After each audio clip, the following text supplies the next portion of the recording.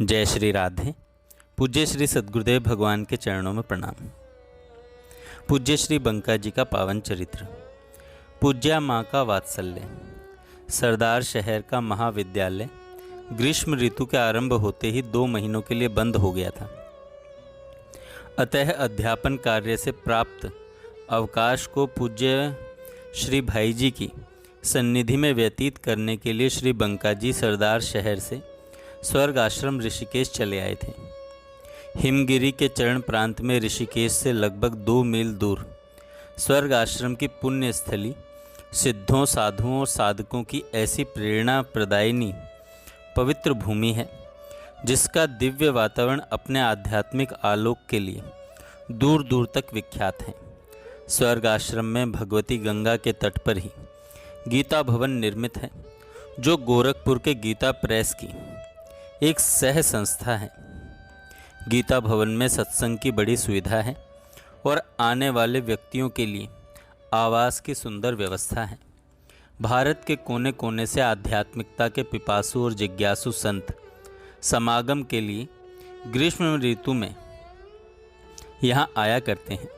श्री बंका जी भी पूज्य श्री भाई जी के चुंबकीय व्यक्तित्व, साधु जीवन एवं रसमय सत्संग से आकृष्ट होकर आए हुए थे। सदा ही वे आया करते थे। स्वर्ग आश्रम में गंगा जी के सामने गीता भवन के पास ही डालमिया कोठी है। डालमिया कोठी के बाहरी बरामदे में लगभग 2 महीने श्री बंका जी का बिस्तर रहता था। पूज्य श्री भाई जी के चौके में ही खाते थे और भाई जी के ही आगे पीछे डोलते रहते थे। दोनों वक्त भगवती गंगा की पावन धारा में स्नान करना, नाम जप और सुबह शाम पूज्य श्री भाई जी का प्रेरणादायक प्रवचन सुनना, यही दिनचर्या थी। पूज्य श्री भाई जी के निकटवर्ती सेवा परायण भाइयों को श्री बंका जी का वहाँ रहना एकदम पसंद नहीं था। वे हमेशा इस शैली में बोलते थे मानो ताना मार रहे हों। वे कहा करते थे कि पोद्दार जी का घर कोई सरवाले है क्या, कि जो आता है वह अपना डेरा यहीं डाल देता है। इस घर को सराय समझ रखा है, पता नहीं कहाँ कहाँ से चले आते हैं। यह सब वे कहते थे श्री बंका जी को लक्ष्य करके, किंतु कभी भी उनका नाम नहीं लेते थे। उनकी बातें श्री बंका जी के मन में बहुत चुभती थीं, किंतु संकोच वशात वे कुछ बोल नहीं पाते थे। श्री बंका जी के मन में बहुत उथल पुथल मची हुई थी। विचार होने लगा, ये लोग ठीक ही तो कहते हैं, उनका कहना कुछ गलत नहीं है। मैं कमाने लगा हूँ, मुझे यहाँ प्रतिदिन प्रसाद नहीं पाना चाहिए। जब मैं विद्यार्थी था और यहाँ आता था तब तक तो सब बात ठीक थी, परंतु अब मुझे वेतन मिलता है, यहाँ प्रतिदिन दोनों समय प्रसाद पाना सर्वथा अनुचित है। जब तानेबाजी से श्री बंका जी का मन अत्यंत खिन्न हो उठा, तब श्री बंका जी ने मन ही मन ऐसा निश्चय किया कि अब पूज्य बाबूजी के यहाँ भोजनालय में भोजन नहीं करना चाहिए। बाबूजी यहाँ पर पूज्य भाई जी के लिए संबोधन है, और गीता भवन में जो एक मारवाड़ी भोजनालय चलता है उसी में भोजन करना उचित होगा। ऐसा सोचकर दिन के लगभग 11 बजे श्री बंका जी भाई जी के चौके में चले गए। एक मारवाड़ी रसोइया महाराज भोजन बनाया करते थे। उनसे श्री बंका जी ने कहा, महाराज जी, आज से मैं गीता भवन के बासे में भोजन क्या करूँगा। महाराज ने कहा, ठीक है बाबू, उसे भला क्या मतलब कि कौन यहाँ भोजन करता है और कौन नहीं करता है। उसका काम भाई जी के चौके में भोजन बनाना था और वह वेतन भोगी रसोइया अपना काम कर रहा था। इतना कहने के बाद दोपहर के समय श्री बंका जी गीता भवन के बासे में भोजन कराए और भोजन का मूल्य बासे के प्रबंधक महोदय को चुका दिया। दिन के 12:30 या 1 बजे पूज्या माँ चौके में आई। माँ अर्थात पूज्य श्री भाई जी की धर्मपत्नी, और रसोइया महाराज से एक एक व्यक्ति का नाम लेकर सभी के बारे में पूछने लगी कि किस किस ने भोजन कर लिया है। पूछते पूछते पूज्या माँ ने श्री बंका जी के बारे में पूछा। तब उन्होंने बतला दिया कि आज से बंका बाबू ने गीता भवन के बासे में भोजन करना आरंभ कर दिया है। पूज्या माँ ने सारी बात चुपचाप सुन ली और मन ही मन परिस्थिति का चिंतन और विश्लेषण करने लगी। उनको अनुमान लगा लेने में देर न लगी। वे स्वजनों के स्वभाव से भली प्रकार परिचित थीं और उन्होंने सोच लिया कि जरूर किसी ने कुछ अटपटे शब्दों का प्रयोग राधे श्याम के प्रति किया होगा, जिसको उसका कोमल हृदय सह नहीं पाया, तथा उसके फलस्वरूप उसने गीता भवन के बासे में भोजन करने का निश्चय कर लिया। इन सब बातों को सोच समझकर भी पूज्या माँ मौन रही।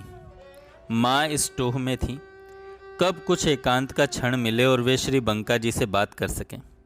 उधर माँ इस प्रकार सोच रही थी और इधर श्री बंका जी का प्रयास यह था कि माँ के सामने पड़ने का अवसर न आए। माँ का प्रयास अपने ढंग का था और आत्म बचाव का श्री बंका जी का प्रयास उनके ढंग का था। अंत में वही हो गया जिससे श्री बंका जी बचना चाहते थे। संध्या समय श्री बंका जी किसी कार्य से बाहर जा रहे थे। ठीक उसी समय माँ सामने आई। माँ सब बात जानती और समझती थी, फिर भी नितांत भोलेपन के साथ प्रश्न किया मानो वह कुछ जानती ही न हो। उन्होंने पूछा, आज तू जीमने को नहीं आयो? आज तुम भोजन करने नहीं आए?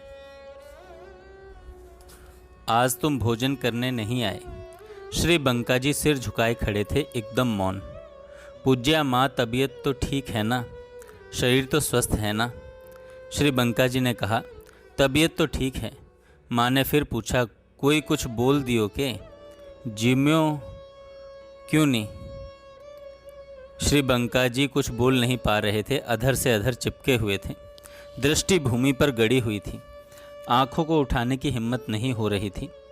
मन में भीषण भावात्मक उथल पुथल मची हुई थी। वास्तविक बात को कहना उचित था नहीं और माँ को क्या उत्तर दिया जाए, इसी सोच में श्री बंका जी डूबे हुए थे। श्री बंका जी अपने भावों में खोए हुए थे। उधर माँ वात्सल्यवशात भोजन न करने का कारण बार बार पूछ रही थी।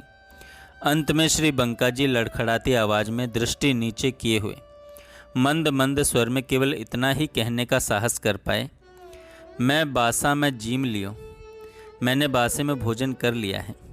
इतना सुनते ही माँ ने चट कहा, तू अकेलो क्यों गयो? सागे मैं भी तो थी ना, मैं भी जीम लेती। तुम अकेले क्यों गए? साथ में मैं भी तो थी, मैं भी तुम्हारे साथ भोजन कर लेती। इतना सुनना था कि श्री बंका जी अपने भावों के प्रबल वेग को रोक न सके। फूट फूट कर रोने लगे। हिचकियां बंध गई और मात्र इतना सा कह सकें, अब कोनी जाऊं, कदे भी कोनी जाऊं, अब नहीं जाऊंगा, कभी भी नहीं जाऊंगा। अब माँ के उद्गारों की गहराई में उतरने का पाठक गण प्रयास करें। उन्होंने बातचीत के मध्य यह समझाने का प्रयत्न नहीं किया कि श्री बंका जी को यहीं भोजन करना चाहिए था, अपितु वास्तविकता यह है कि माँ वात्सल्य की सीमा को ही पार कर गई।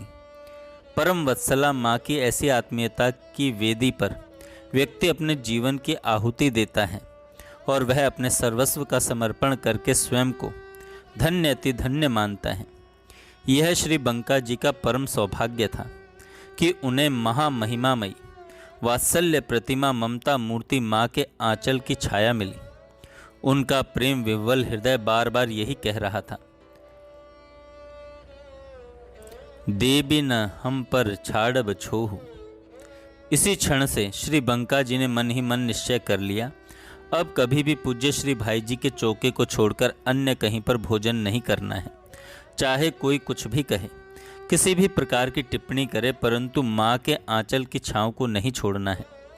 बाद में भी जब श्री बंका जी गीता वाटिका में स्थायी रूप से रहने लगे, तब भी वे पूज्य भाई जी के चौके में ही भोजन करते थे।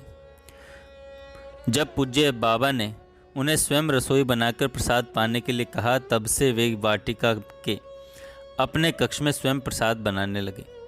परंतु तब तक तो पूज्य श्री भाई जी का चौका ही उनका अपना चौका था। जय श्री राधे।